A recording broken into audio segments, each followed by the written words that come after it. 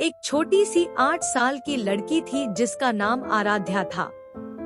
उसकी एक विशेष रुचि थी भारतीय शास्त्रीय नृत्य। अपनी छोटी आयु में ही वह उत्कृष्ट नृत्यकारों की शैली को देखकर प्रभावित हो गई थी। आराध्या के परिवार में नृत्य के प्रति कोई विशेष रुचि नहीं थी, लेकिन उन्होंने आराध्या के इस उत्कृष्ट रुचि का समर्थन किया। वे उसे नृत्य शिक्षा के लिए एक अच्छे गुरु की तलाश में निकाले।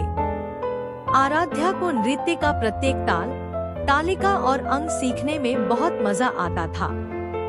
उसके चेहरे पर उसकी प्रसन्नता का अद्भुत संगम देखकर उसके गुरु भी अच्छे नृत्यकार बनने की उसकी जिज्ञासा को समझ गए। हर बार जब वह नृत्य का आरंभ करती, तो वह एक नई कहानी सुनाने के लिए तैयार होती।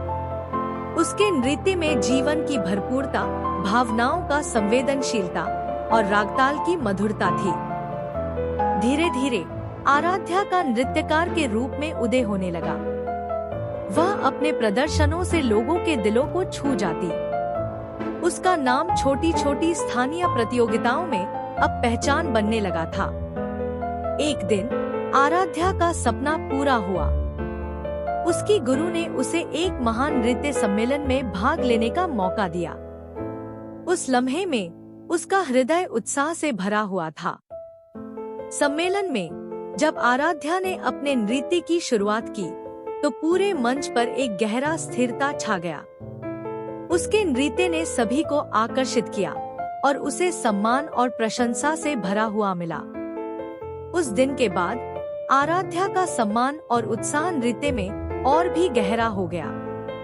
उसने नहीं सिर्फ अपने सपने को पूरा किया, बल्कि उसने दूसरों को भी प्रेरित किया कि कैसे किसी भी उम्र में सपने पूरे किए जा सकते हैं।